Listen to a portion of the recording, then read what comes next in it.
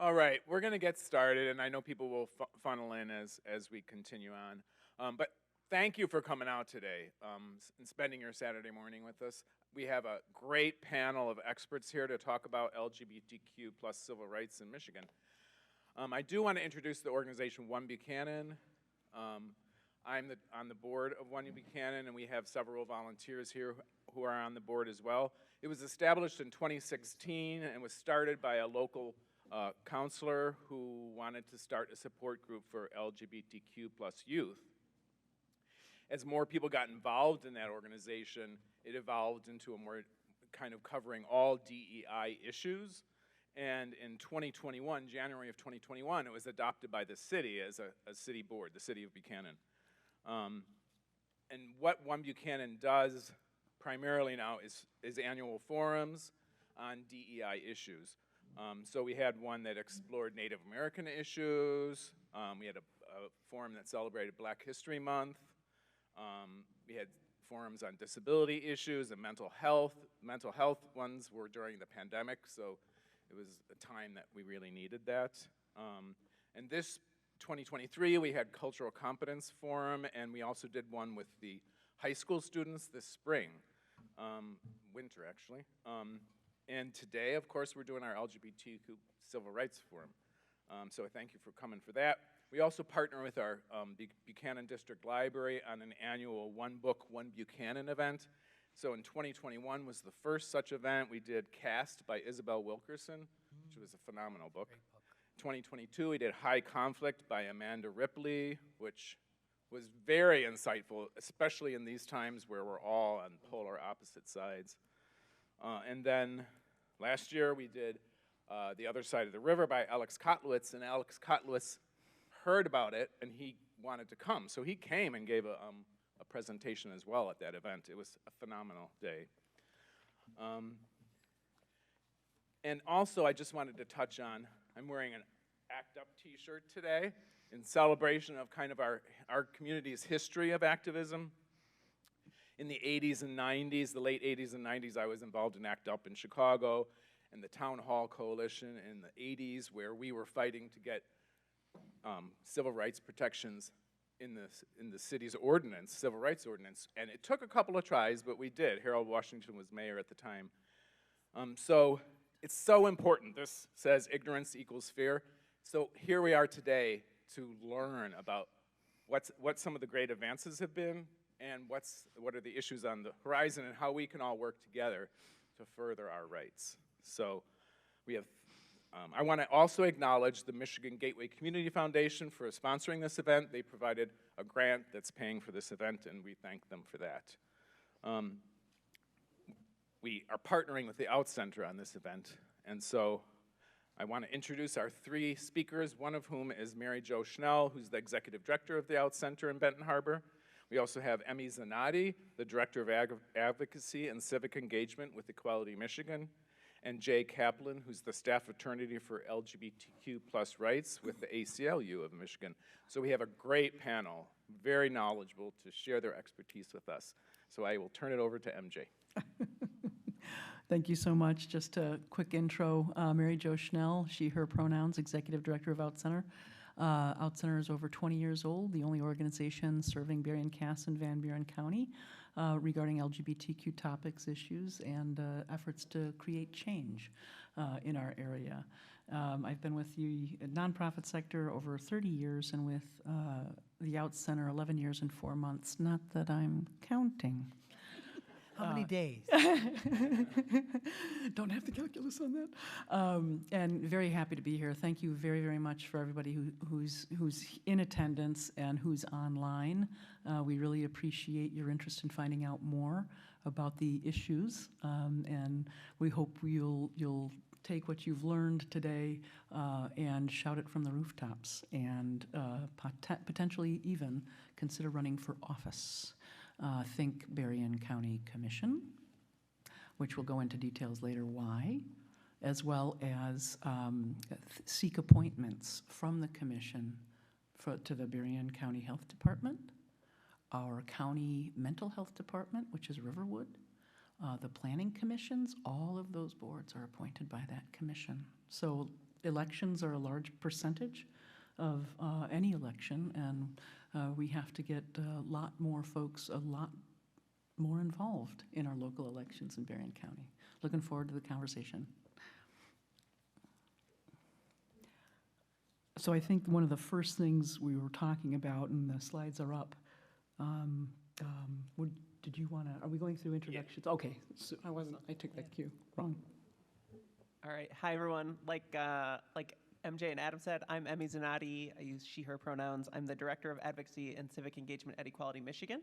Equality Michigan is Michigan's primary statewide LGBTQ advocacy organization. Our team's we have about 10 employees across the state, from where I live over in Metro Detroit to the Kalamazoo area, and we even have one employee all the way up in Marquette, so in the Upper Peninsula as well. And about half of our team does constituent services, just direct services work across the state, helping LGBTQ community members who have found themselves in situations of domestic violence or discrimination or harassment, helping them navigate the pathway that is restorative justice, and that's different from person to person.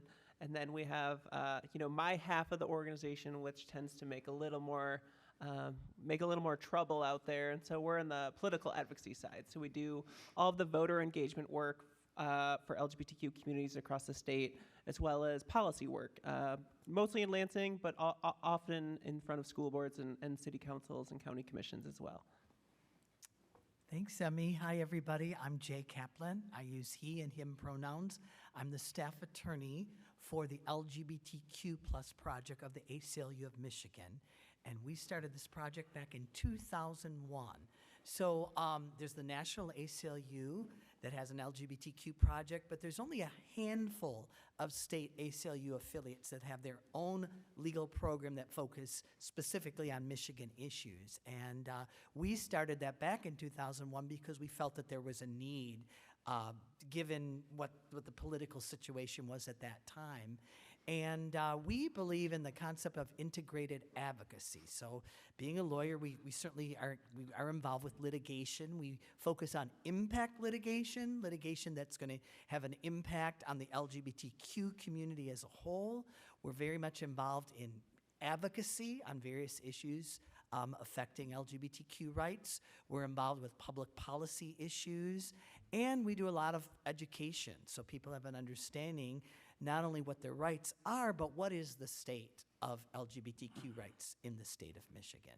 So happy to be here today. I'd like to just add one thing, too, that just struck me. I have the pleasure of meeting with these folks on a monthly basis. And just so you know, there's a statewide coalition of LGBTQ organizations, advocacy folks, and other groups, and we meet, what is it, Tuesday? The third Tuesday of each month. And it's a phenomenal opportunity. Via Zoom. It's a phenomenal monthly opportunity for us to learn from our peers, but also run up the flagpole, what's going on in Berrien, Cass, and Van Buren County.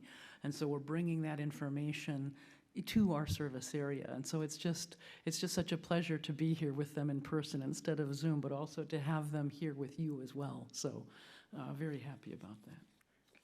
All right, thank you. And I neglected to introduce myself. I'm Adam Burke. I use he, him pronouns. I'm the executive director of the Buchanan Area Senior Center, which is this building, and all the great people who come here every day. And I'm also the treasurer of OneBuchanan. So thank you all again for being here. So we want to start out talking about some of the advances we've made. We had some great victories recently in the civil rights front, and I want to start with that and have our panelists talk about, perhaps Jay, you can talk about some of the updates in our civil rights, and the other panelists can chime in as well. Sure, and Emmy, please feel free to chime in. Well, when you look at that chart, probably the first and foremost is the fact that we now have explicit civil rights protections on the basis of sexual orientation, gender identity, and expression. We are now one of 22 states that have those explicit protections. This was a more than 40-year effort. The Elliott Larson Civil Rights Act, which is known as ELCRA, was passed, I believe, back in 1976. And almost immediately after, there was always the effort to try to amend that law to provide those explicit protections for LGBTQ people. And it took quite some time, but I think it's as a result of the fact that for the first time in more than 40 years, we have a progressive majority on our state legislature. So we were able to actually be able to introduce the bill, and actually for the bill to get a committee hearing to be voted on, and then once it passed out of committee, to have the full legislative body vote on that. So that is historic. And there have been court decisions that have said that civil rights protections on the basis of sex can cover LGBTQ people, and those are important decisions, including recently from our Michigan Supreme Court. But those are court interpretations that can be subject to changes depending on who's on the court. But now we have this explicitly in our civil rights laws, and we can use that as an important tool to combat discrimination. Can I add to that, Jay? Please. So before we keep going with a lot of other good policy that's passed in the last year or so, I can't it's impossible to overexpress, I guess, how significant the civil rights bill was. So the first attempt to amend ELCRA, at the time it was just to include sexual orientation, was actually in 1983, right? Introduced by, at the time, a closeted gay Republican rep named Jim Dressel. And it took 40 years from that date to get a version of this bill passed. And thankfully, the one that did get signed into law last March included gender identity and expression. And it meant a whole lot. I think Jay was there with me when the governor signed that bill into law. It was introduced by Michigan's first openly gay state senator, Jeremy Moss, over in the Southfield area.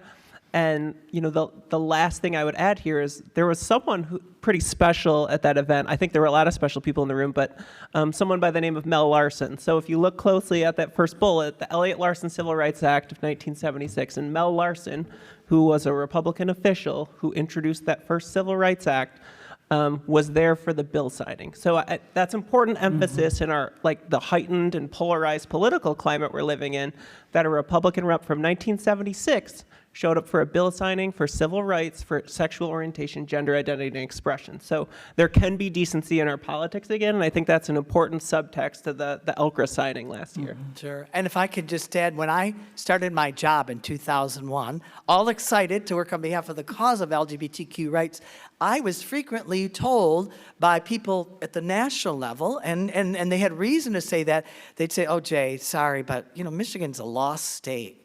You're not gonna make any progress.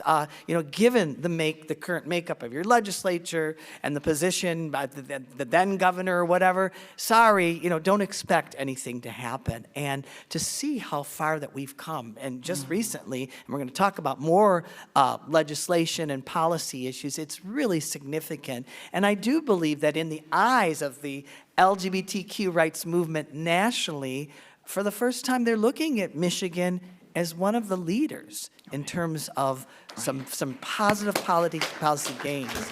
And that, of course, is a result of hard work that people have done and collaboration with people, and the consequences of elections, how that can really be determinative.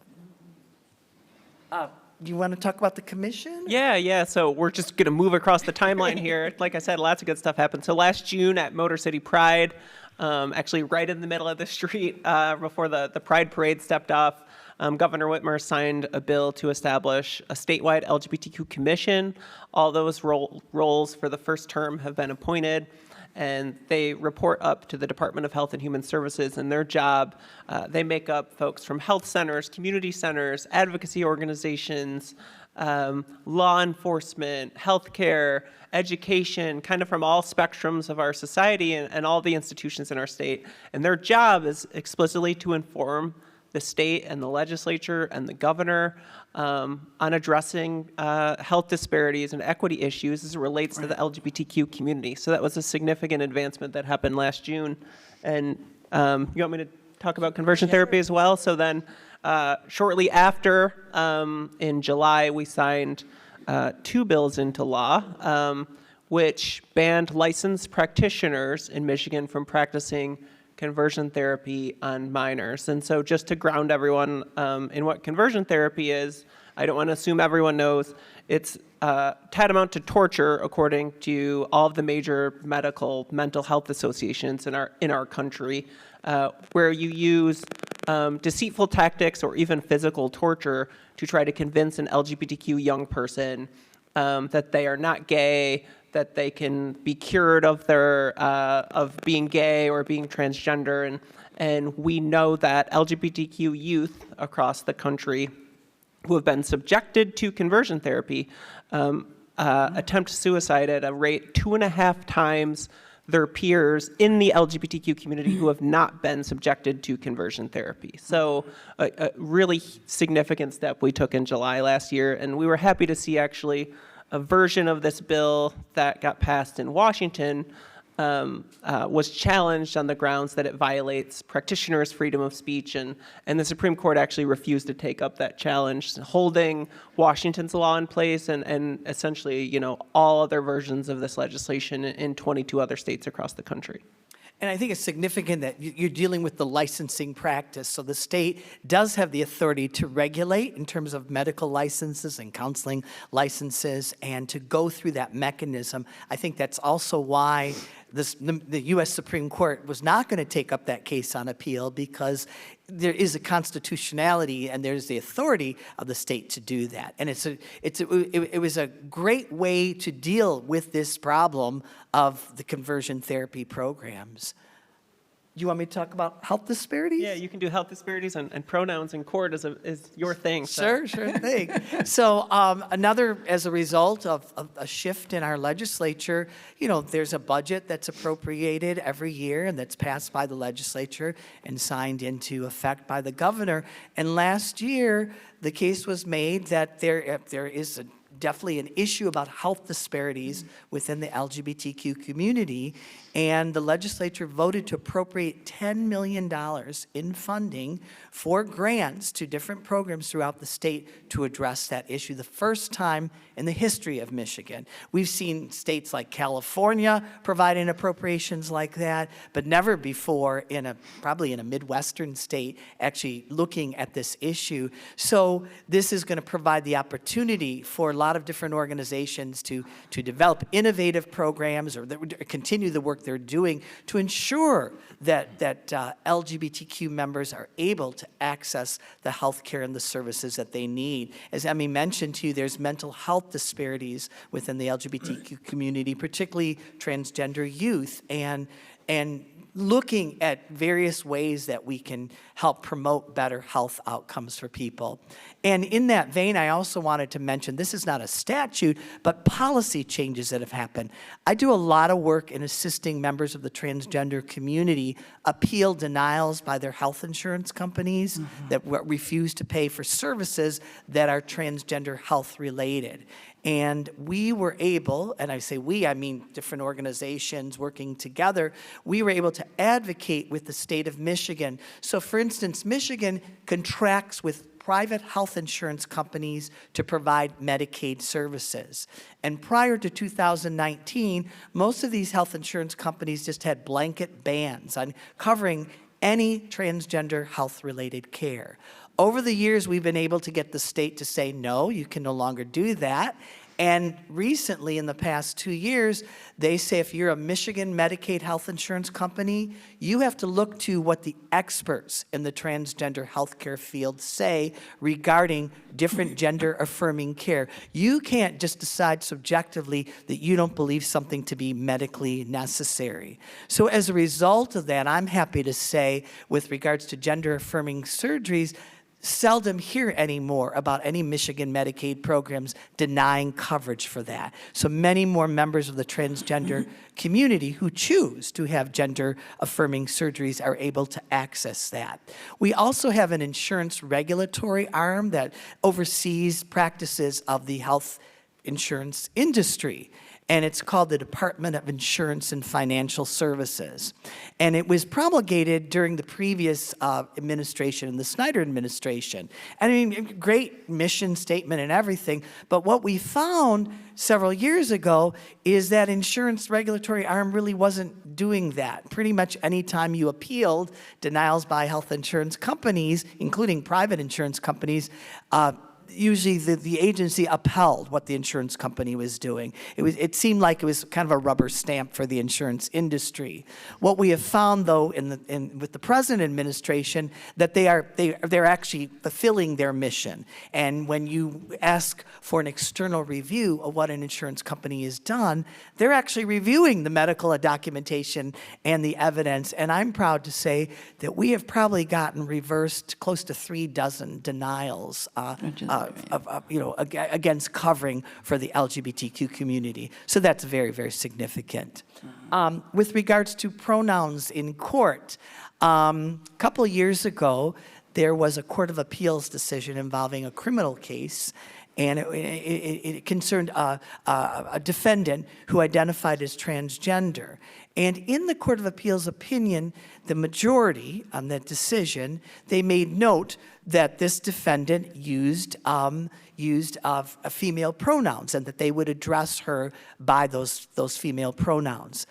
And there was a particular judge who was also on that panel who issued, I guess it was a concurrence, but it was basically a strong rebuke to the idea of using chosen pronouns or preferred pronouns of parties in the courts. And it was quite negative, and it was quite demeaning of members of the transgender community. In response to that, MJ mentioned about this public policy group of all different LGBTQ organizations across the state. We collaborated on a letter to the Michigan Supreme Court, citing our concerns and citing studies showing that many LGBTQ people do not feel welcome or comfortable in courts in Michigan. They don't feel that they're respected. They feel like they're challenged. They feel like many times they're misgendered or they're dead named. And we talked about the significance of this problem. In response to this, we got a letter from the then Chief Justice for the Michigan Supreme Court, Bridget McCormick, talking about that she was going to be appointing a task force to look at all kinds of diversity issues in the court to make sure that people feel that the halls of justice in Michigan are welcoming to everyone. And one of the recommendations that came out of there was a court rule that would require all court staff, including judges and personnel, to respect the gender pronouns of any parties to litigation, or in the alternative, to address them in a way that would recognize their name. And this court rule was passed by the Michigan Supreme Court. Michigan is the only state and 50 states in the country that has a court rule requiring that the court has to respect the gender pronouns of all parties in the court. So that's significant. It's an example of how we can come together and we can advocate together to make positive change. I think that's also reflective of the fact that we currently have a progressive majority on the Michigan Supreme Court. And that can make a difference in terms of court decisions as well as court policy. Okay, and we'll try to catch back up a little bit. We're going to talk through a couple other things. So while the Elliott Larson Civil Rights Act amendment we previously discussed covers employment, housing, academic institutions, public accommodations, and public utilities, it didn't address discrimination in health insurance specifically. And so a separate bill moved last year to include sexual orientation, gender identity and expression in that area. So discrimination in health insurance against the LGBTQ community is now also prohibited and illegal. I know where there's a little bit of conversation we'll have about what's next, so I won't get into the name change ID docs a ton right this moment, but in a couple minutes I will. And Jay, do you want to really quick talk about the Michigan Family Protection Act that the governor just signed on Monday in my hometown of Royal Oak? Yes. So it was kind of portrayed in the media as the surrogacy bill, and it certainly does impact the issue of surrogacy. So Michigan is has been the only state that criminalizes the practice of surrogacy agreements. That's where parties who might not be able to have children on their own, they contract with someone to serve as a surrogate and to carry a child. And many LGBTQ families, particularly gay male-headed families, have to rely on surrogacy agreements in order to have families. And so what this law, which will take effect next year, what it does, it no longer criminalizes practice. It also sets forth certain standards that have to be met in a surrogacy arrangement. It has some guardrails and some guarantees. It ensures that lawyers are involved in this process. It puts forth the rights of the person who serves as the surrogate, as well as the people who are entering in this agreement. What it also does, it provides a way for parents to be legally recognized at law. So even though we have marriage equality in Michigan, we've had it, now we're going on 9 years, when a married couple, let's say a same-sex couple, they have children, they're going to have to rely on in vitro fertilization or artificial reproductive technology. And even though our policy says that on a birth certificate, if a child is born during a marriage, that both spouses are on a birth certificate is not a court order. And so there's no order of recognition of that non-biological parent or that other parent. And so what we've seen in Michigan is many times with same-sex couples that are married and having children, the non-biological parent has to do what's called a step-parent adoption, which really is a legal fiction because they're not a step-parent. It was just like heterosexual parents, they've decided to have children. And this costs money. You have to do a home study. It has to be approved. And so what this law will do, and applies not only to LGBT couples, but also to heterosexual couples who are not married, there's a presumption that if you intended to have a child together, that you are that parent. And this law will allow families to be able to go to court either before the child is born or even after the child is born and get a court order of judgment of parenthood. I can't tell you how helpful that's going to be for LGBTQ families and for the stability of LGBTQ families. Having been in my capacity for the last 23 years, I can tell you the heartbreak sometimes when same-sex couples break up and they've been raising children together. They weren't at that time allowed to get married, and it was only the biological parent that had legal rights to their child. And if they decided they no longer wanted that other parent to be in that child's life, they could do that. And that person would not have a remedy to even go into court to assert their rights as what's called an equitable parent. And I can't tell you the heartbreaking stories of parents who lost their children for the rest of, that they had raised and didn't have any legal remedy to go in court. So this is going to provide for equalized opportunity for recognition of LGBTQ parents and their families, but probably even most important, children who are born of same-sex couples will now have the guaranteed legal protection of two parents, which can impact in so many ways, financially and access to health insurance. This is so significant. And it's, as I sat there next to Emmy on Monday, I was just thinking, back to 10, 15 years ago, the state for LGBTQ families in our state and the collateral damage that had been done through all these years. But this is a really important and significant step forward into the 21st century in recognizing our relationships and our families. And I would add, along the theme of intersectionality, and when we work together as communities who have been historically marginalized or underserved, how we achieve things that are good for everyone in our state. The champion of this bill package, there were several sponsors across the 8-bill package, including many who are LGBTQ legislators, but the champion, this bill package mattered to her because she was a breast cancer survivor, Representative Samantha Steckloff in Farmington Hills, Michigan, over by Metro Detroit. And that's why this package was really important to her, because forms of assisted reproduction and surrogacy are important to cancer survivors, so they can have children. And so it's a really interesting lens to take when you look at the intersection of any community and the LGBTQ community, and how our fight and our struggles are shared, and what we can accomplish when we're all working together towards a common goal. Yeah, you're so right, Emmy, because what these bills, but now it's going to be a law, it recognizes the diversity of Michigan families. It recognizes that not every family can have children just through, what we call basic sexual intercourse to procreate children. And it is an important coalition of people that have come together to make this big step forward. And it will benefit all families, not just the LGBTQ community, but we needed that. We needed that. Even with marriage equality, we needed that so significantly. And so, really quick, I know we probably need to shift, or there's another question. Since we're on the theme of intersectional issues now, I think it's really important to highlight there are a lot of things that we wouldn't call LGBTQ specific legislation that also was signed into law last year and became law in February of this year. A couple of those things are the repeal of the 1931 abortion ban in Michigan, what we call the zombie law, preventing women and non-binary and trans men from accessing reproductive services.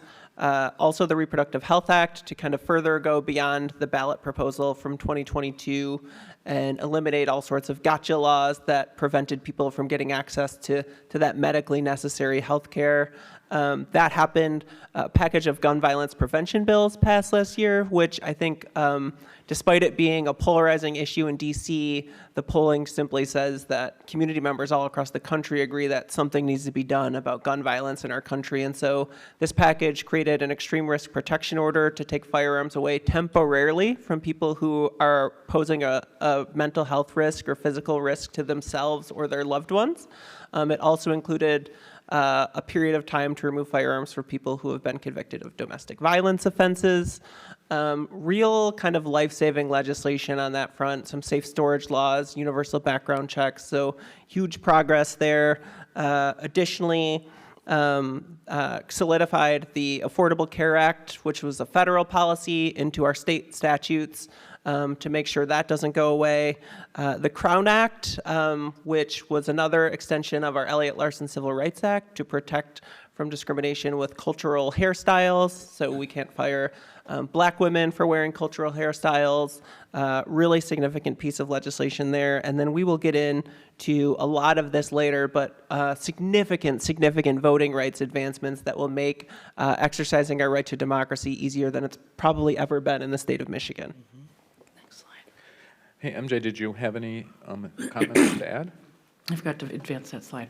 Yeah, I really just quickly wanted to let you folks know, so on these calls, when all of this is going down, what the OutCenter is doing is bringing that home, right? And so we're at the table with the, in terms of equitable health care, we're on the calls with the Corewell Health LGBTQ Experience Improvement Team, where they are working very hard to advance equity for LGBTQ patients across our area. And so I was actually the one who told the team when ELCRA passed, that, hey, by the way, and it was really interesting how that rippled through the group at the table. This is a virtual table, we're on Zoom. But it was a phenomenal way to start to educate people, not like this or this, but at the table, and just say, okay, this is how we think it's going to impact your work in the counties we serve and the patients that come to us for assistance and for referrals, to be honest. In terms of conversion therapy, we have heard of and called therapists who had conversion therapy books on their bookshelves. And so when we hear of that from clients, we then make that call, right? And we cite the new legislation. And then if we need to, we'll call Jay for a nice letter. And then in terms of the equitable health care, yes, will be a recipient of those funds.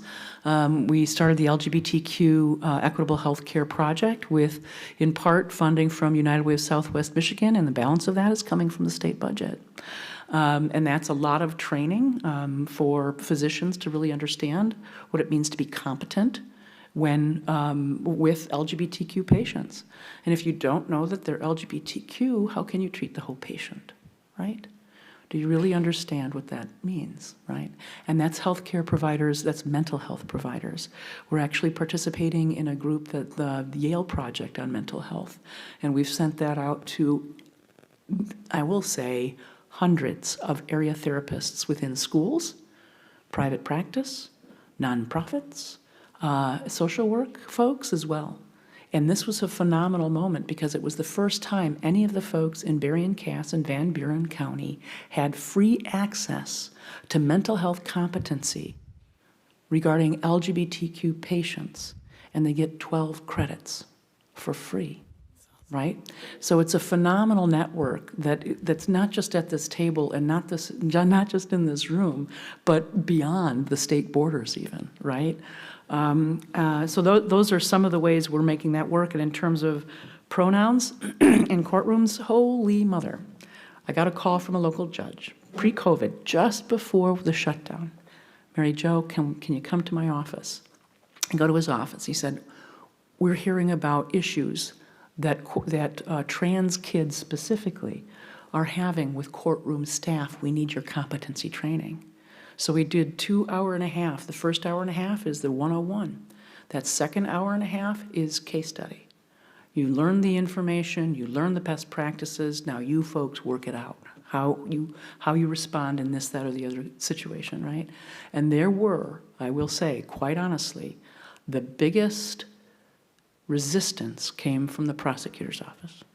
They didn't want to be there. They didn't want to comply. They thought parents had a right to know if their child has changed their name or their pronouns, right? Juvenile justice guy almost had to go toe-to-toe. It was a really interesting, but who's watching in these competency trainings? The judges. So they're seeing where there's issues in their courtroom regarding pronouns, regarding names, regarding the treatment of trans kids, right? So it's really just phenomenal how when we're doing this, when we're at those calls, when we're hearing this great news that Emmy and Jay are bringing to the table, we turn around and put it to work, right? And so you don't see this. We're not publicizing it necessarily, but we'll put it in newsletters if we have the permission from the folks impacted, et cetera. It's happening all around you. We need to continue to make it happen. We can't be the only ones making it happen. So look to your collaboration. My business cards are at the front desk when you checked in, and there's lots of ways for you to get involved and very active on these issues locally. And I'm glad you mentioned about with the health disparity grants, the purpose of that money is to really spread out to local communities and to support programs that have an impact. For instance, we're doing a lot of work with the issue of book banning and various school policies, what's happening with school boards in terms of not wanting to have symbols that acknowledge LGBTQ people, because we know that does have an impact on LGBTQ youth's health and well-being, and we know that there's an importance of being involved at the local level. I know Emmy's done a lot of work too with local communities in terms of that kind of policy. Yeah, the last thing I'll say here is, we talked about all of the bills that have gone. By no means was that an exhaustive list. There are a lot more that were signed into law. I also think it's important, and this is why I decided to put a slide in here on this, is the bills that weren't in Michigan. So the crazy things we're hearing about across the country right now, 500 anti-LGBTQ bills introduced in state legislatures, just like ours in Lansing, across the country, and a record 80+ bills being signed into law targeting LGBTQ people's access to healthcare, access to public facilities and accommodations, access to participation in recreational activities and sports in schools, book bans, drag bans, all of this stuff. Michigan is not immune to this ideology, right? We know this. I'm sure everyone in this room knows this.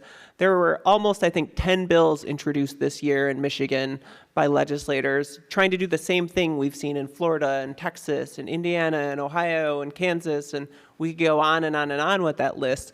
And they were dead on arrival in Lansing, Michigan this year and last year. Dead on arrival. Had no chance.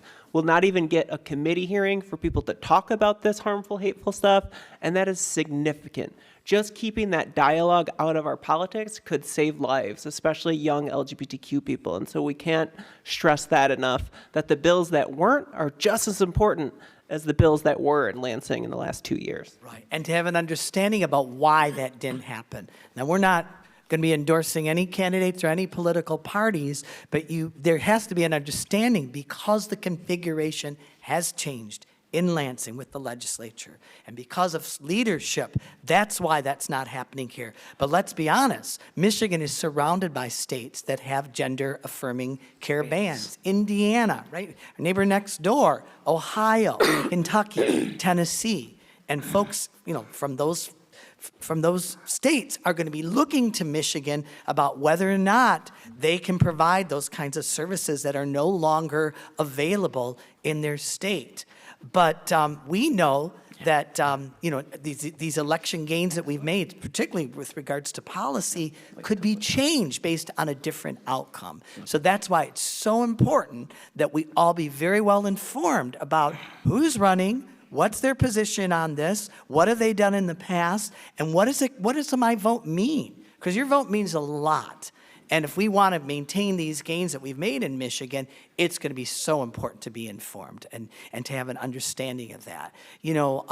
For years, we never had a progressive majority on the Michigan Supreme Court. When I first started, we had a Supreme Court that was pretty much very strongly anti-LGBTQ with their viewpoints and their willingness to take cases. That has changed now, but that has changed as a result of elections. We already mentioned about the legislature.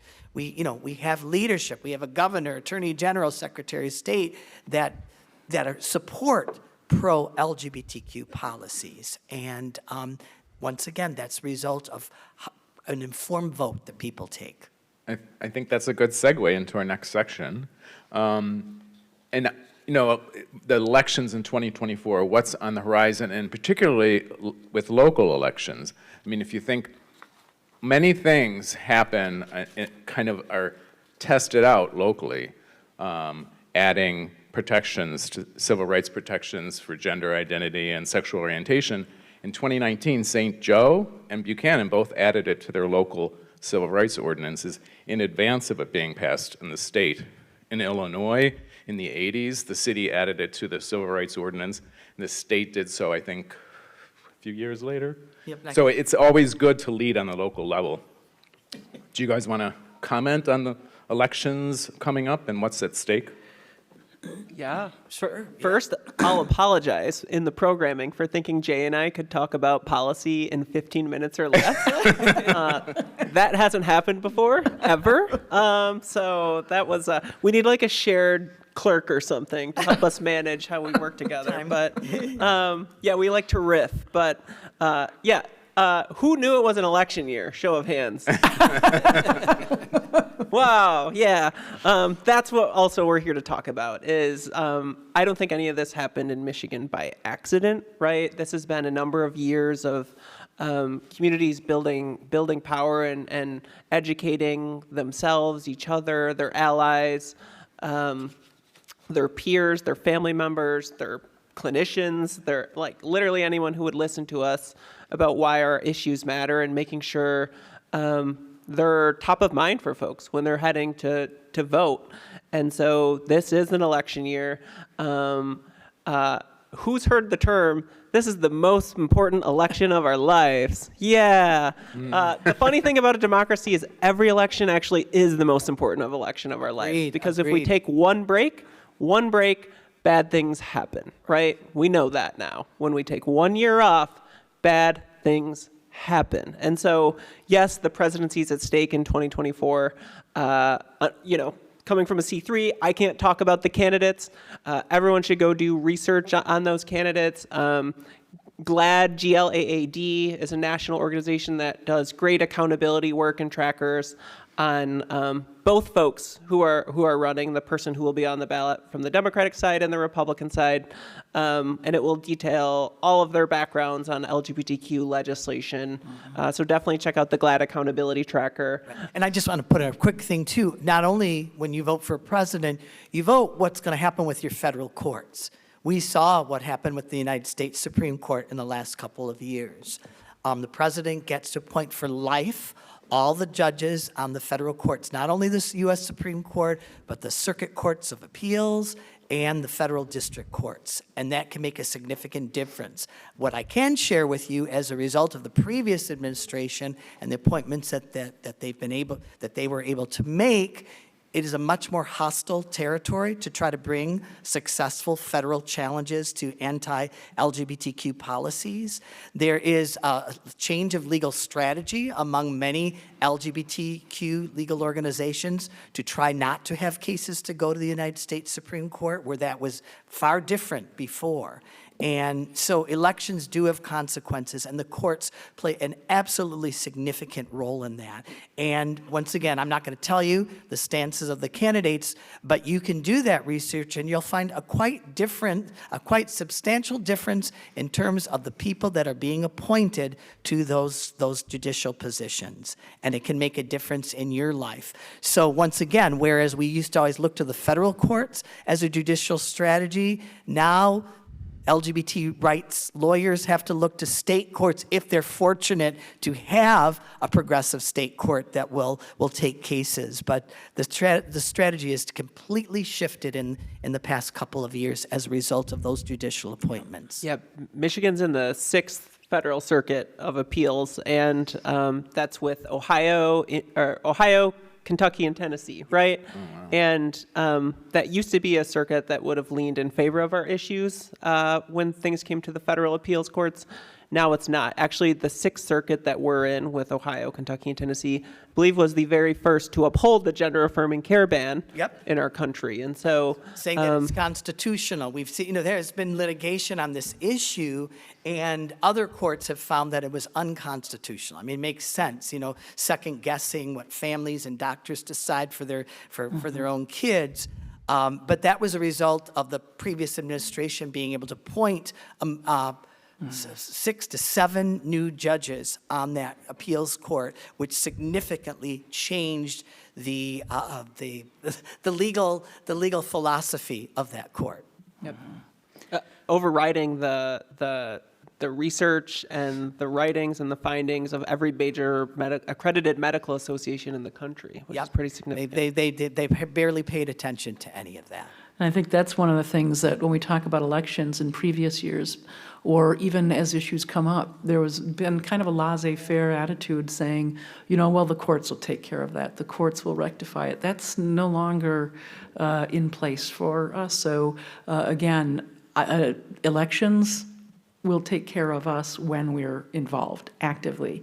And it's not just during the run-up to the election, to be honest.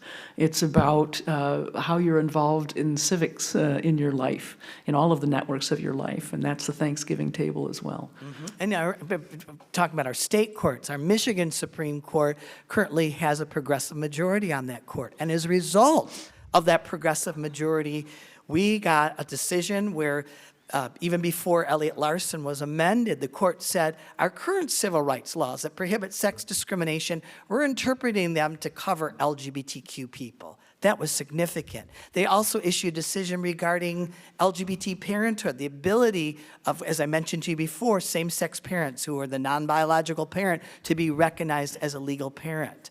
But that's a slim majority, and what happens this year in November could change that configuration on the Michigan Supreme Court.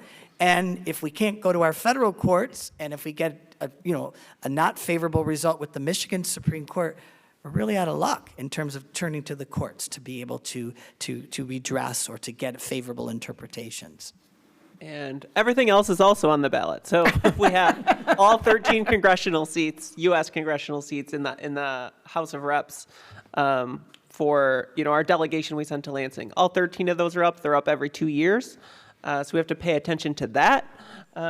We also have the entire state house. So just like in DC, our legislature is bicameral, so 2 chambers. The upper chamber, the state senate, their terms are every 4 years. So in 2026, our entire state senate will be up for election, all 38 seats. And every 2 years, our state house, the lower chamber, all 110 seats are up for re-election. In case anyone was wondering what the vote was in the state house on, say, something like conversion therapy, it was party lines. It passed 56 to 54. There were, I think, close to 20 races across the state that were defined by like a 5-ish point margin or less. And so this November, like even if you take presidential politics out of it, which everyone seems to get tired of faster, the things we just spent the entire first 45 minutes, was supposed to be 15, talking about, right, are at stake in these 110 state house seats. This will determine what that legislature, what that our body in Lansing and our governor, like what pieces of paper she's able to sign, and whether she'll be signing things that say, yes, more rights for LGBTQ people, yes, more rights for seniors, yes, more rights for affordable housing, all of these things, or if she's, saying veto, veto, veto, veto, veto, or something like that, right? So this is pretty significant that we pay attention to these races, not just out down here in Southwest Michigan and Buchanan, but across the state. Sure. So what Emily's saying is it's a very slim majority that we have. And I just want to share with you, again, when we didn't have a progressive majority in the legislature, anything that was pro-LGBTQ, the majority party would not allow the bill even to get a committee hearing, to have a hearing and to be voted on and to even move to a vote. So for the 22 years that I was working, for the ACLU LGBTQ project, anything that was pro-LGBT was pretty much dead, as Emmy used the term, dead on arrival. That has changed as a result of elections. Yeah, I would like to think that if we had more legislators who supported LGBTQ equality, I could reverse my forehead wrinkle. So it would Permanently there. Yeah, it would surely help me sleep better. Consider it a tattoo. Noted. We also have, I think Jay alluded to this, 2 seats on our state Supreme Court. So we talked about how the state Supreme Court, they don't just make decisions on hugely consequential things like we talked about, but like we talked about with the pronoun decision, right? That's something the Supreme Court oversees, decisions like that. And so 2 seats are up. One is an incumbent justice, Kyra Harris Bolden, formerly a state legislator, and the other justice who would have been on the ballot, or that would have been the other incumbent, announced he's resigning, David Viviano. And so that leaves 2 seats open with 1 incumbent running for those 2 seats. Yeah, and it's interesting. You're going to get your ballot, and it says it's a nonpartisan ballot for the Michigan Supreme Court. Well, that's not actually true. The candidates are nominated by political parties, and so part of being informed is to do your research and to know which party is nominating the candidate, because sometimes those candidates share a philosophy that's attuned to their party, and that can have an impact on your Michigan Supreme Court. So don't just go by, I've heard this name before, I've seen this sign. This is true for anything in an election. You really need to try to do the research or access that information as to what the people's positions are on some of these issues. Yeah.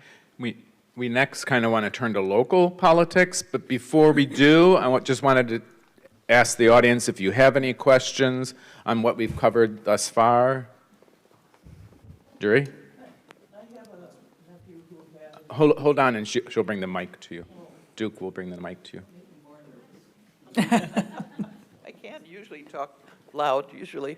I have a nephew who has 2 daughters, actually. He and his partner had a surrogate, and they got twins. So they have these genius twins. They're now in college. But I wondered about what you were talking about in terms of the legal part. They're in New Jersey right now. They married a couple of months ago.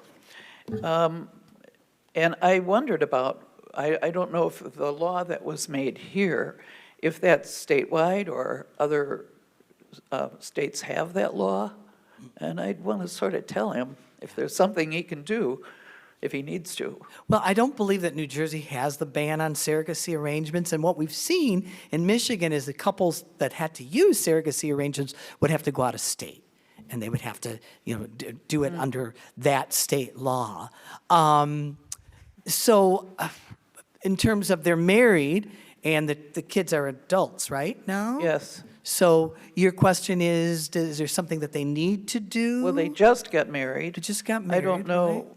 right? I'm assuming, New Jersey, I don't know the specifics of their laws in terms with child, but I believe that they do have some more progressive in terms of recognition of parenthood. And hopefully, your nephew and his then partner, utilize those laws to make sure that they were recognized as the parents to their children. Oh, yeah. I'll That talk was to you. that has not been available in Michigan up until now. No, right. Yeah, and I don't know about New Jersey. I need to be risky, too, when it comes to who's running. I'm a protester, and I'm active in collecting some signatures. Yeah, yeah. Because Wahlberg, I think people know about Wahlberg. I have an opponent, so. We shouldn't be talking about individual candidates I at know- this oh, I know. forum because But- it's a but he's 501c3 extreme issue. and scary. Okay, Drury, Sorry. thank you. I'm sorry. Okay. Thank you.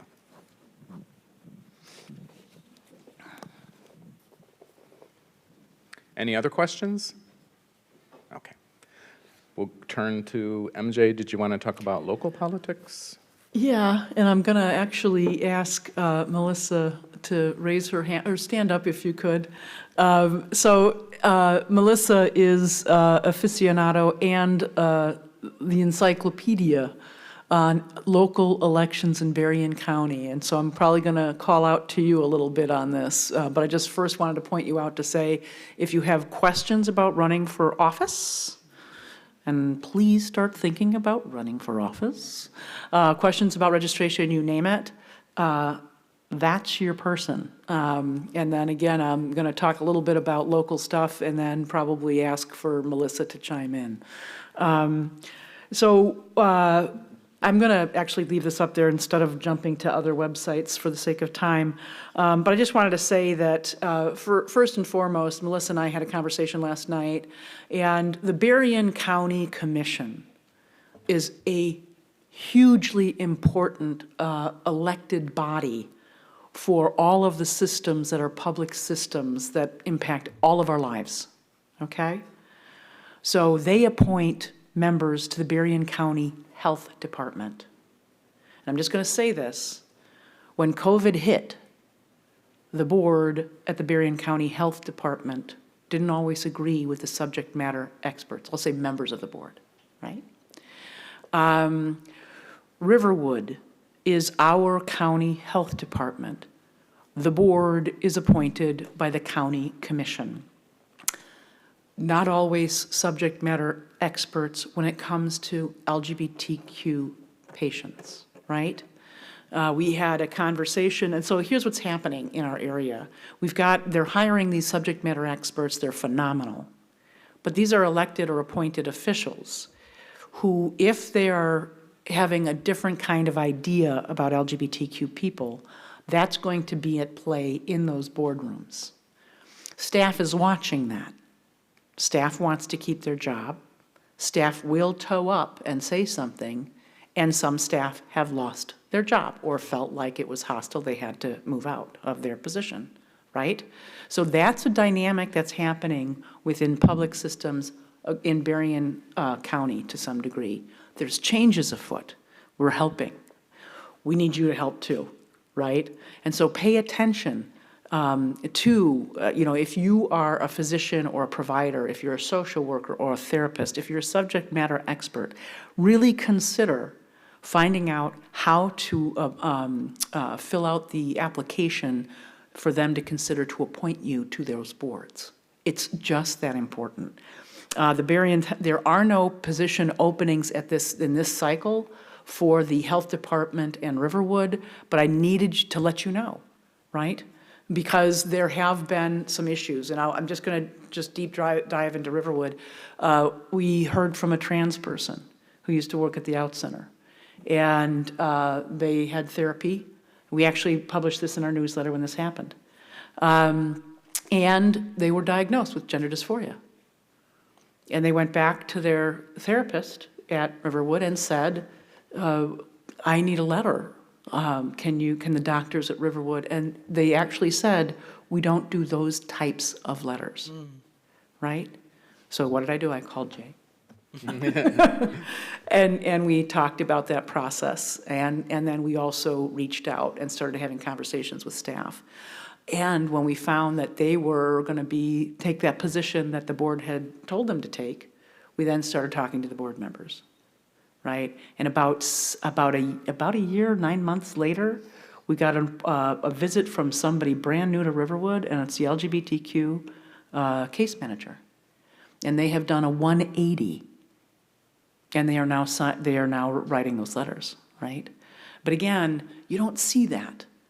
But there is a dynamic at work in Berrien County with the appointed boards of some of these public health departments and the staff that are subject matter experts. So I'm just going to say, consider taking a look when those openings are. Melissa, you raised your hand. There's also openings on the planning commissions, that the Southwest Planning Commission that's appointed by the Berrien County Commission. Community corrections, they haven't been great in Berrien County prisons regarding trans and non-binary folks, okay? They're looking for people, right? Land Preservation Board Planning Commission, Southwest Michigan Planning Commission. How inclusive are those plans? Are there LGBTQ people or allies represented on those boards? Melissa, go ahead. I was just going to say, they're not very good at announcing those positions. So what you really need to do is you need to, as Mary Jo said, go to BerrienCounty.org, go to your government, go to boards and commissions, and they will put the openings there. And again, it doesn't hurt to take an application and send it into the county saying that you're interested. Could you repeat that in the mic for the folks on Facebook? So I said Berrien County isn't always really good at announcing those positions that are open. If you go to BerrienCounty.org, go to your government, go to boards and commissions, then there'll be something that will tell you what's opening, as Mary Jo said. Doesn't hurt to take the application, fill it out, say you might be interested, and there are a lot of boards, lots. Yeah. Lots. Some of them are very specific on who they're looking for. So it doesn't always mean that it's open to the public, but what you don't know, you can't help with, so it's a big deal, so. Right. And then one of the things we talked about too is that for the first time, the Berrien County Commissioners are going to be elected this year to 4-year terms. So again, they're making all of these appointments to all of these commissions throughout our county, where we depend on all of them in our lives. And now, who gets elected is going to be doing those same appointments for the next 4 years. It used to be 1 to 2 year terms, right? So this is serious business. Get educated. Think about county commission. I think the application, the filing is April 23rd. Yep. The paperwork's on their website, and Melissa and I can help you if you want to stay after. We'll walk you through that. But it's just so very important that we have local representation, right? We need it from the state. We need it from our county. And we're going to talk a little more about this with the voting rights stuff and other ways to get engaged. Like, I get that paying attention to hyper-local things or any form of politics, a lot of people don't know who their state senator or state representative is time-consuming. It's not always the most transparent, so it's hard to keep track of. We have a ton of things going on in our lives, like babies and grandbabies and jobs and second jobs and fixing furnaces and putting food on the table, and some of us have to catch a bus, right? There's like infinite amount of things that impact us, but also our lawmakers, both in school boards and city commissions and county commissions, and state Library legislators, boards. are making decisions about those things all day long, whether your next furnace is going to be energy efficient, what your car insurance rates look like, whether the bus shows up on time. Like, they're making these decisions about us 24/7. And so it's like, I know it's stressful and hard to pay attention and keep our finger on the pulse of this stuff, but it's really important that we do. And so I appreciate MJ and the OutCenter folks and OneBuchanan for hosting this forum today and especially talking about local politics, because it's so important. Sure. Everything, every day is impacting what our tomorrow will look like. Right, and we talked a lot about positive things because there are a lot of things positive in our state, and to celebrate what we've seen, the ACLU is the biggest challenge is at the local community level with school boards and with library boards. Michigan is ranked number 6 with the most efforts to try to ban books, usually books that contain LGBTQ characters or LGBTQ content.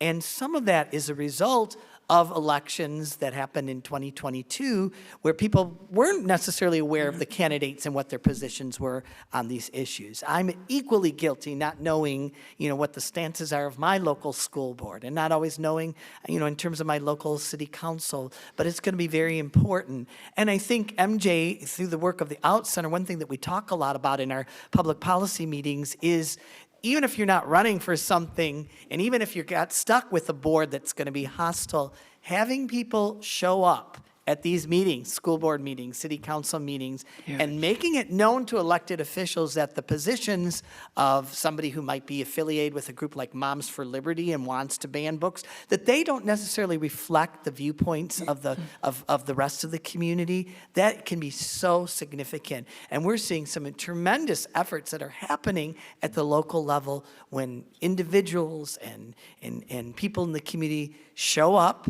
and they speak out and as a way of fighting back.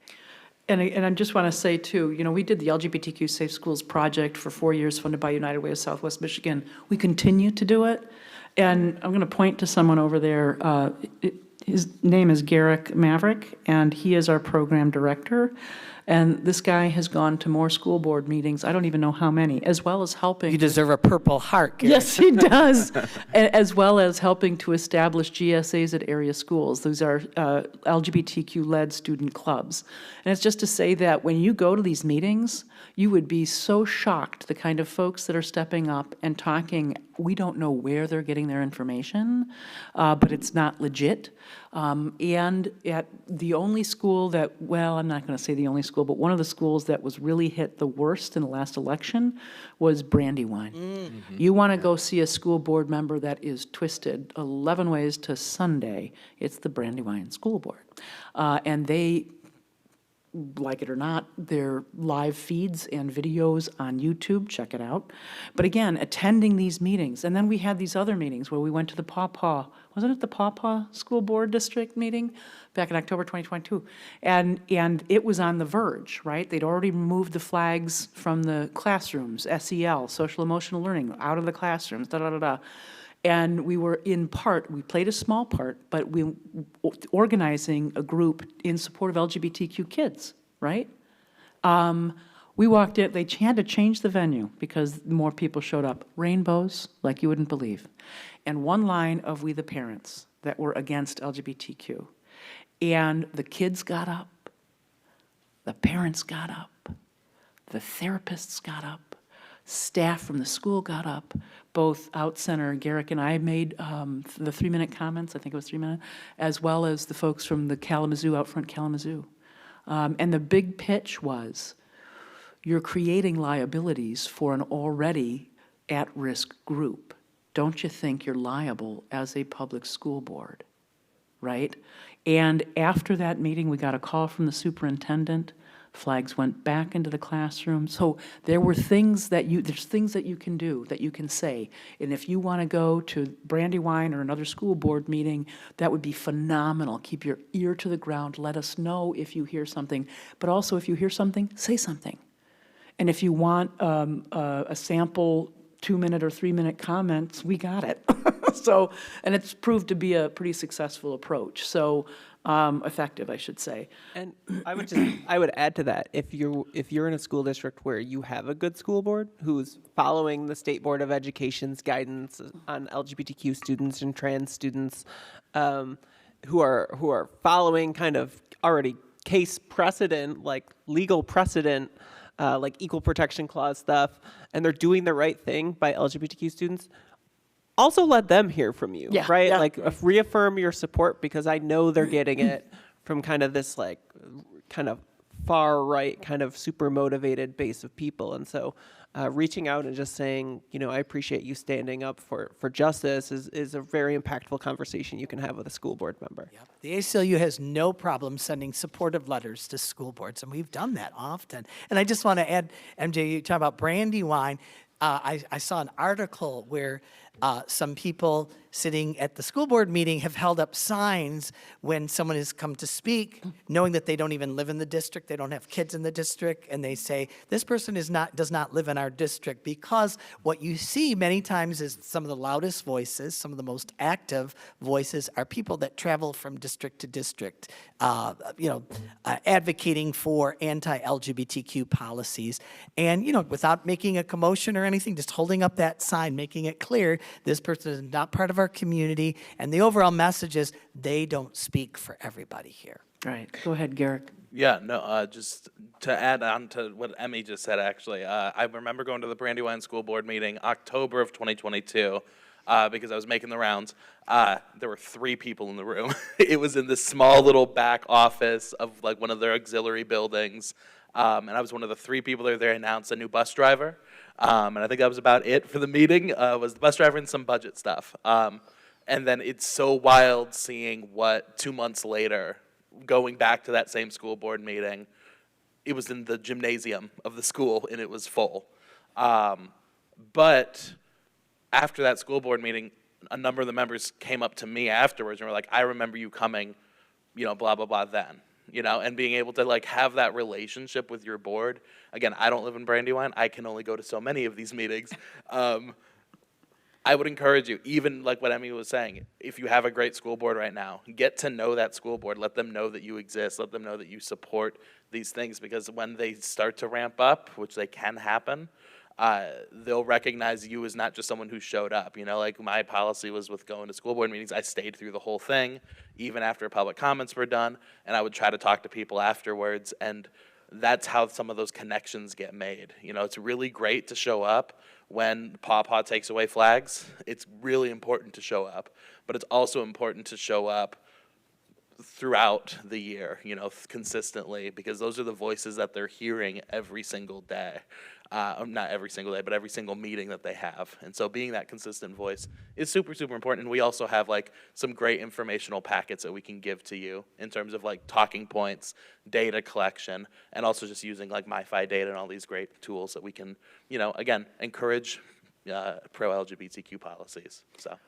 And just to touch on the school boards, in Buchanan here, there will be a race for the school board. And if you're interested in running, speak with Ruth Ryder, who's at the registration table, because we have a great school board here and we want to keep it that way. So please, make your impact by running.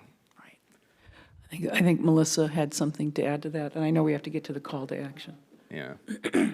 Jarek, he's been at Brandywine, and one of the reasons that things are so iffy in Brandywine is that there's, with the exception of River School and Riverside, every other school board, and there are 15 public school districts in Berrien County, have 7 on a board. 4 is a majority. Buchanan ran 4, or I'm sorry, Brandywine had 4 people that ran, and 4 people now that control the board.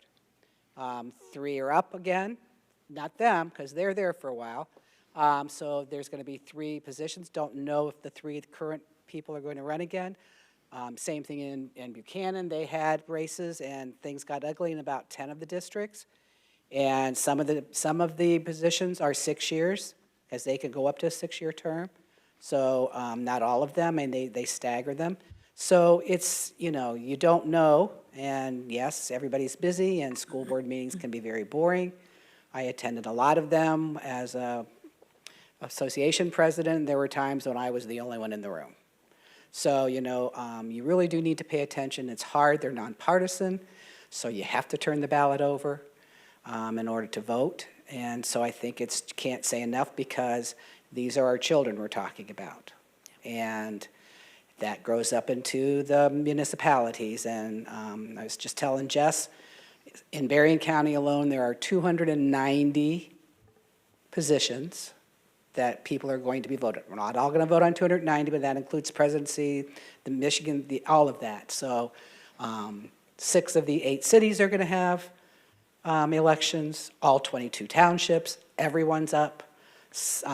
All 9 of the villages have somebody up. 6 of the libraries actually have voted elections, voted trustees. The rest are all appointed. So there's a lot to take in, and everybody can be very overwhelmed and everybody's tired. But you really do have to pay attention, and you have to be willing to you may not know the people, but you have to know what they stand for. So even though you can't talk about who you can vote for, you do know what policies, and the reason that everything happened that you all went through is because you had a majority of people in our state legislature that were not only willing to listen, they were willing to put through policies, they were willing to vote on those policies, and had a governor that was ready to sign them. And all that can be changed in one election this year. Thank you. So we want to kind of finish up talking about various calls to action. We may go over a few minutes. There's a lot of information, so I just want you to know, if you have an extra few minutes, hang out. I'm going to turn it over to the panel to kind of wrap up some calls to action. Thank you. Okay. First, save the date. Did you see when we talked about voting, I switched to like a comic book slide, because we're like our own superheroes now, which is cool. Primary election, Tuesday, August 6th, so save that date. And then the general election on Tuesday, November 5th, another notable date to save. Does Southwest Michigan have any May election dates this year? Yes. Yeah, May 7th? What? It's only school board, school millages, it's May 7th. Okay. It's, yes, May 7th. It's just Coloma, Brandywine, St. Joe City, and Lakeshore, or St. Joe School District. They have bond issues in that, so. the rest Okay, of them- bond and millage stuff in 4 areas around here on May 7th. So make sure you pay attention for that too. That's critical. So yeah, that's it. But before I tell you, like, save the date and that's the day you have to go vote, I actually have some really exciting updates if you want to.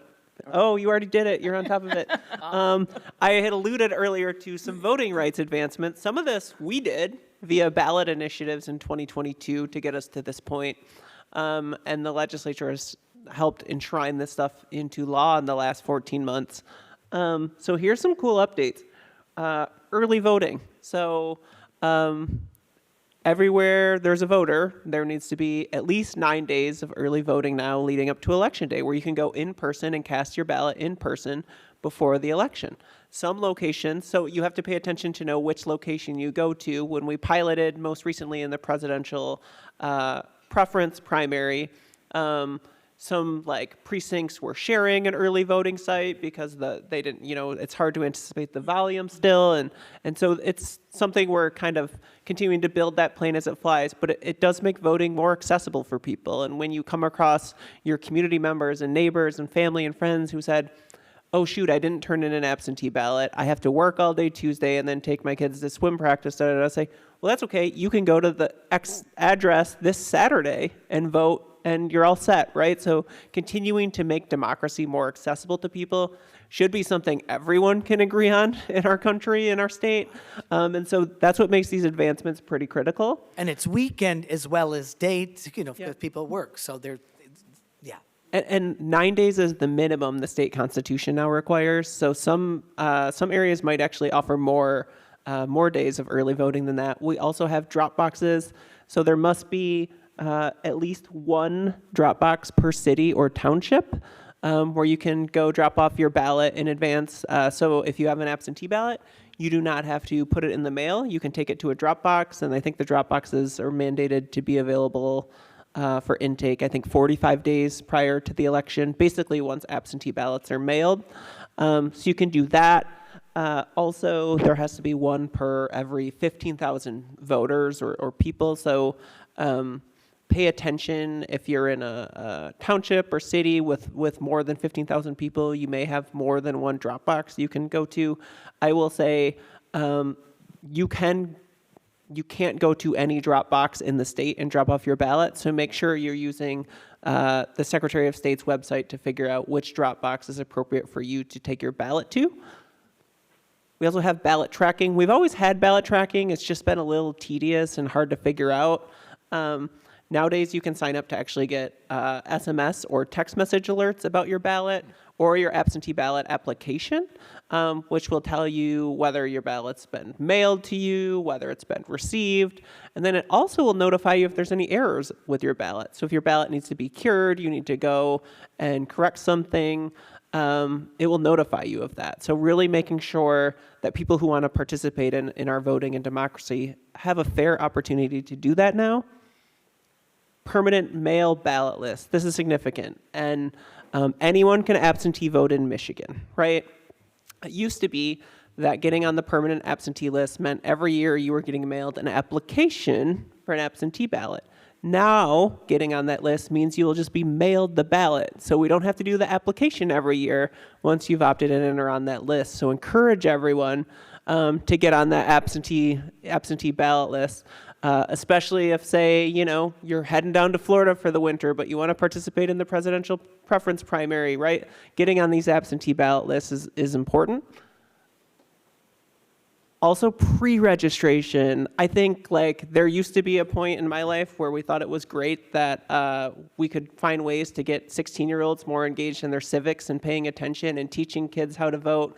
Nowadays, between the ages of 16 and 18, until you're of legal voting age, that age category can actually pre-register to vote so that when they turn 18, they're already registered to vote. So continuing to to make democracy more accessible. That was a huge advancement for that age group.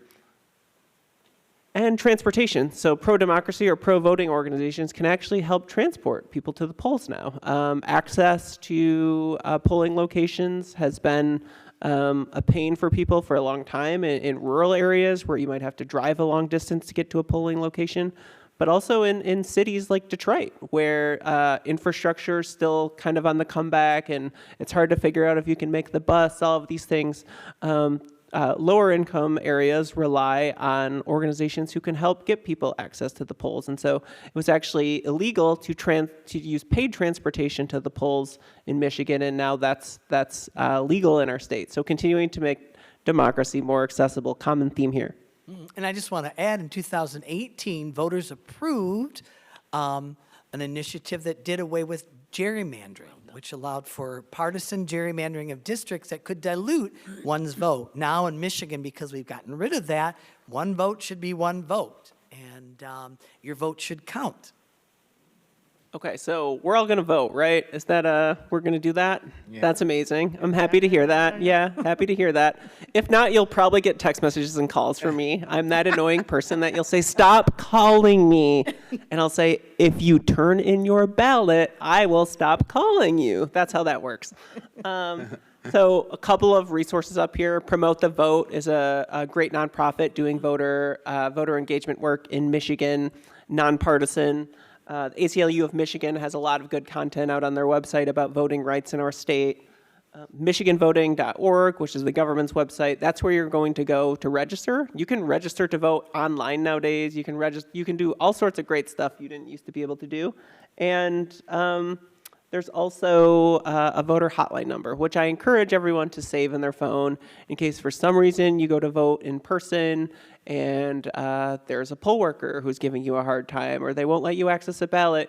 You call the voter hotline number so you can talk to someone to help you work through that situation and make sure you get to cast your ballot as you're entitled to do as a citizen. So yes, vote.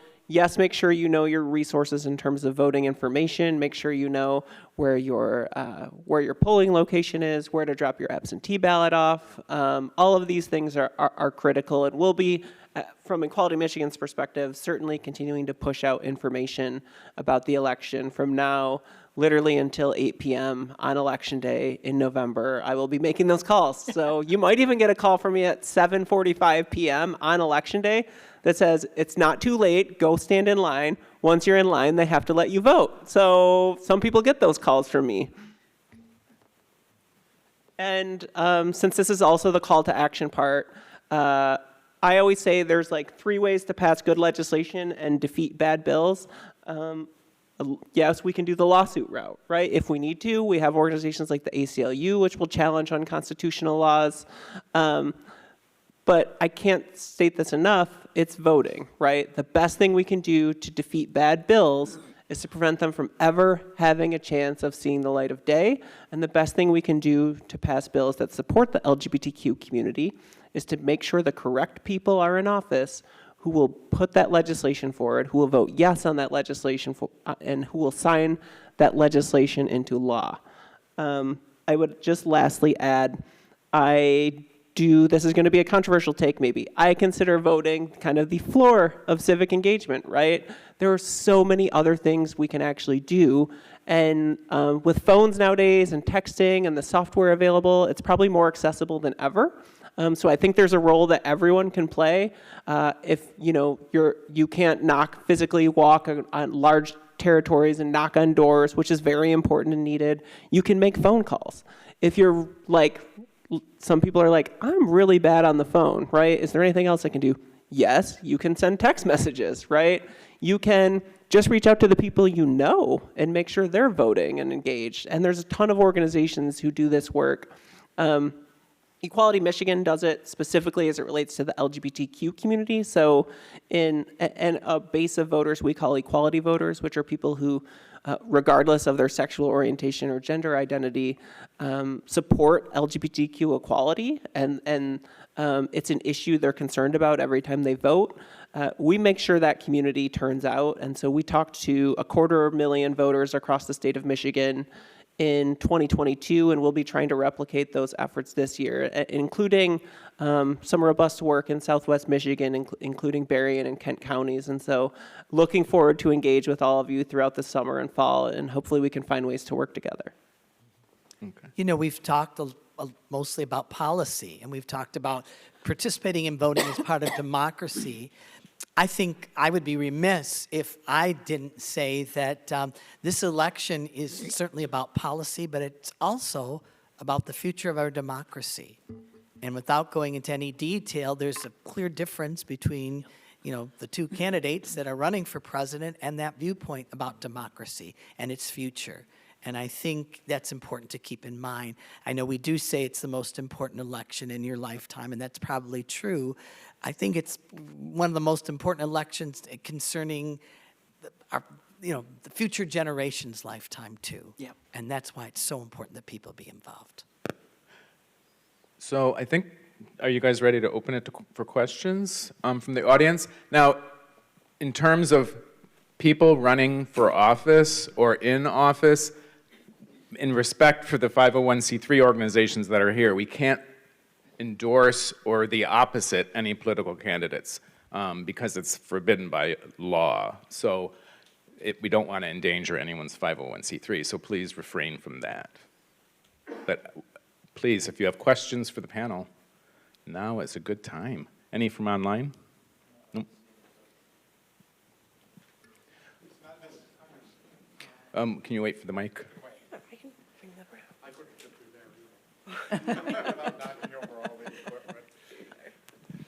Hi. Wow. I don't live here, but I had 2 comments. One, it's great that all these folks showed up, and thank Adam for putting this together here at this location. Thank the panel.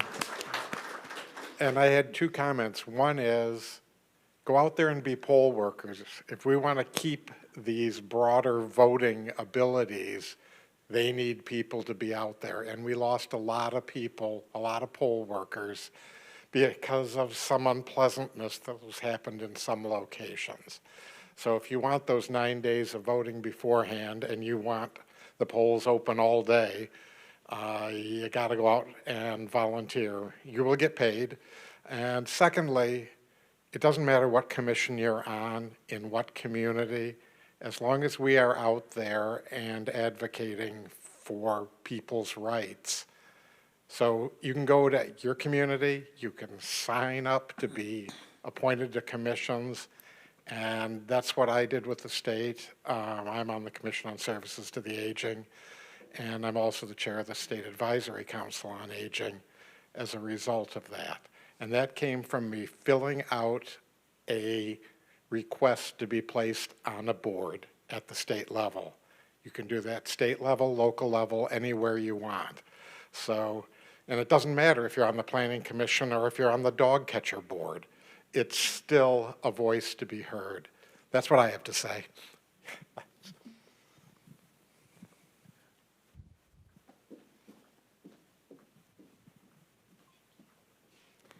I do have a question. I don't know if you know the research behind it, but you made a point about different people that go to different board meetings or school board meetings and they're not part of that district. What it made me think about was the fact that the information about this that was on Facebook, there was a lot of hate comments, and a lot of those people were not from our community. However, if you don't do the due diligence and find out that these people do not even live here, it may keep people from coming here because they're very afraid. So I just wanted to expand on that and ask if you had any research or you knew of any facts about how many people actually go to these school boards that don't even live in the state, don't live in the community, don't live in the district, or go to groups like this to try to kind of keep us away with their fear tactics. I just know anecdotally in terms with certain school board meetings is there are groups of people that have been identified. They've been, publicly seen at different meetings, speaking out often against LGBTQ students.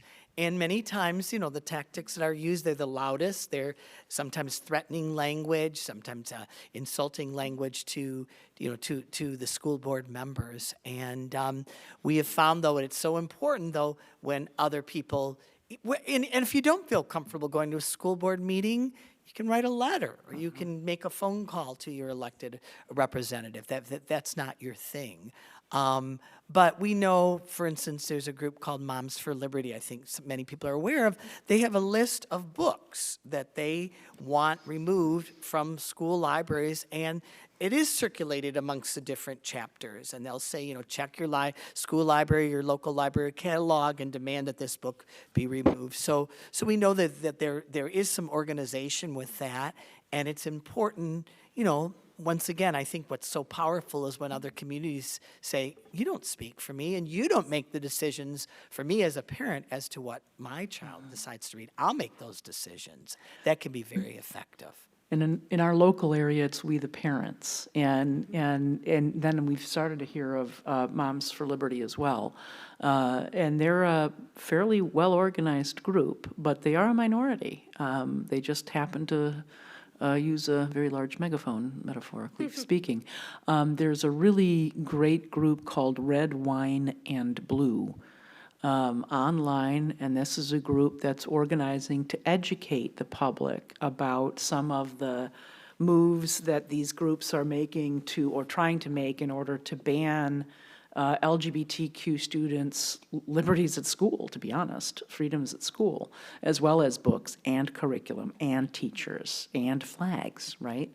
And then there's a local group in Berrien County, that's a Berrien Community or Berrien County Public Health and Education Facebook group, and they're really in the know, and they're checking on all these elections and board memberships and really trying to make sure that everybody's educated about the folks who are running for some of these school boards. So don't know the percentage. I do know that they tend to be very well organized and are getting funding from groups in DC and other groups, and are not necessarily, well, I'll just say they're anti-LGBTQ for the most part. We've had some really interesting interactions with some of them, and they're coming into a school board meeting with speaking points from somewhere else. And when you really talk with them heart to heart, again, we're not doing this, heart to heart, you can find a commonality that impacts them. I mean, with anybody really. And so when they start to think about, when we say something like to the effect of beware of who you hate, because it might be somebody you love, and it might be their kid's best friend. And those are the things that the moms in those groups, it can kind of have an impact. And so remember that, again, going aggressively at somebody might not get you too far. But I've had a number of conversations with teachers that have kind of gone the wrong way, as well as some of these folks that are parents and getting information from other sources. And it's been significant, the impact you can have with a one-on-one. Yeah, I like to think, just generally, it's better for my mental well-being to think this way, that like generally our communities are good communities, right? Actually, when you go to school board meetings, you get a lot of this. Like, you collectively, a group of people, regardless of which side you are on an ideological thing, to sit through like a 5th grade choir concert and not think it was the most adorable thing ever, right? Or like watch how people clap when the ice cream machine is approved in the budget or something like that. Like, these are actually really cool things that tie our communities together, and where you see like how much people love and support students and teachers and all of these things. So there's a lot of inspiration out there. I think the important thing here is that regardless of who's speaking, the message and the hate is being kind of like imported or exported, depending on which way you're looking at it. That's not coming from within our communities. That's coming from somewhere else with a different agenda that probably doesn't actually relate to trans kids or drag queens or LGBTQ content in books. It's probably related to something else, whether that's tax breaks or whatever it is. There's something they're trying to distract us from at the moment. And it can be very stomach-churning and upsetting to listen to some of that rhetoric, and certainly harmful for kids to have to listen to those sort of things. But talking about working together, some school districts, some libraries, although, the ACLU is all against censorship, though they're creating what's called an opt-out, where individual parents can decide if they don't want their child to be taking out a book or to read a book. It's giving that choice to the parents. And many times, some of those advocates for the censorship are the same ones who say, well, what about my parental rights?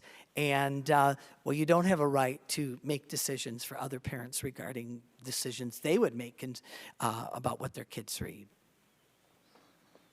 Any... And then back. Thank you for doing this. I was in public ed for 25 years in Los Angeles and Chicago. And I will say this, that even though Illinois has some very, very mandates that are very progressive, you do still get that kind of pushback from usually teachers, unfortunately. So I also agree with you. One-on-one, people can be reasonable. But hard with hard, soft with soft, that's my philosophy. But I do have a question. Are there any areas of the state in particular, you said 20 years ago none of this would have happened in the state legislature, so are there geographic areas that have become more progressive or more open to LGBTQ rights? Yeah. You go on, Emily. Yeah, well, I mean, I think Southwest Michigan's one of them, right? We've seen, I think, population shifts and things like this happen. And I think the development of Grand Rapids as a bigger city and a hub has definitely changed the dynamics in Kent County. Kent County has a Democratic congresswoman now that probably wouldn't have happened 20 years ago, right? Also, we've seen, TBD, where like to be determined where the shift kind of lands on all of these things, but we've also seen, I live in one of the most southern parts of Oakland County, right?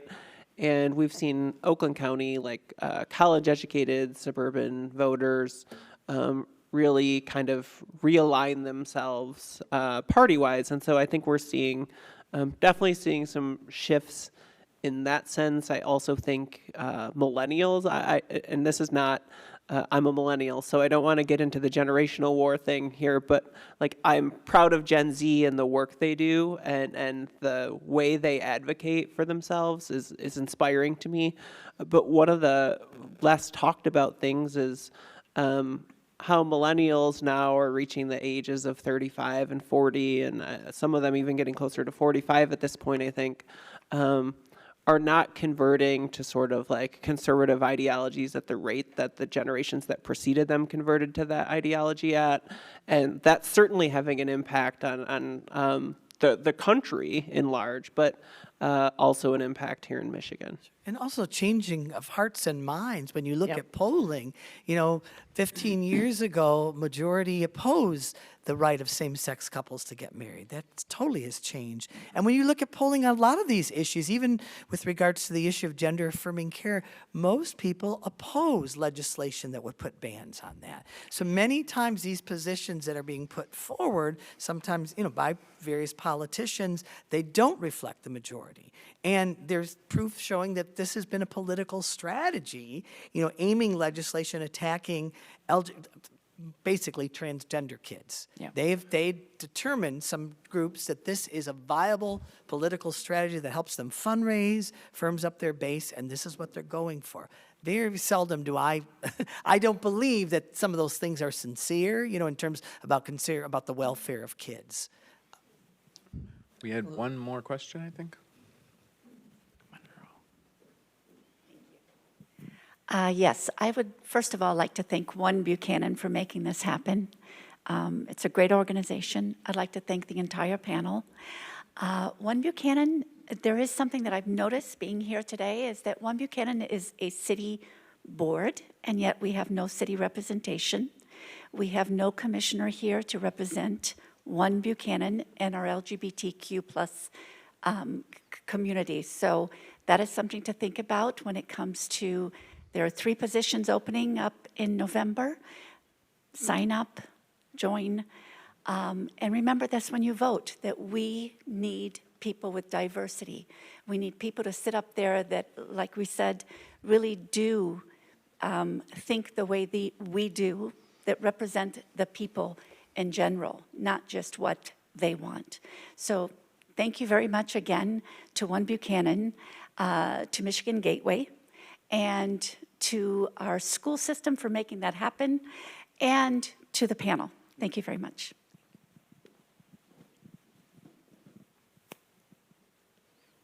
Well, if we don't, One more we have back. another question. Yep. I get to be the last speaker All apparently. right. Thank you, Adam. I just wanted to tell everybody that if you want to look into a way to entice people to run for county commissioners, they get paid $55 a meeting. They get a salary every year. They start at 8:30 in the morning, and when you go to those meetings, you will find out how they really feel about the items that they're getting ready to vote on when they meet in open public at 10 o'clock. They will meet at 10 o'clock. They're usually done by 11:15, 11:30. Wow. They have second meetings in the afternoon after they go for an hour and a half lunch. They make another $55. They get paid a salary for the complete year. Some of them will actually meet at 1 o'clock or 1:30 till 2:30. Then they'll have another meeting, and they'll get another $55 plus their salaries. So some of those people that I've seen in the past when I used to go to all their meetings were making sometimes $200 a day plus their salary, and they sat and argued about stuff that would blow your mind.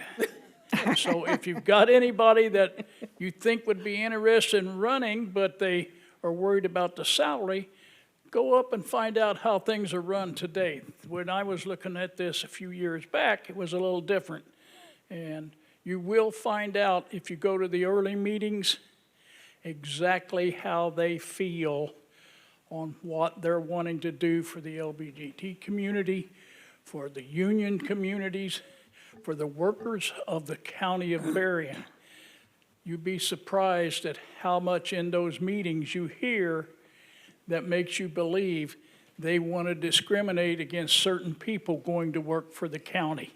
There was a big fight over that over years ago for the African-American community that wanted to go to work there, kept getting denied, and it finally got drug out to the point they finally started hiring.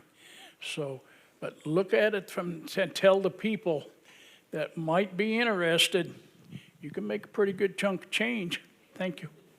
Thank you. And that's Jess Spinks. He's the president of the board of the Buchanan Area Senior Center. So thank you, Jess.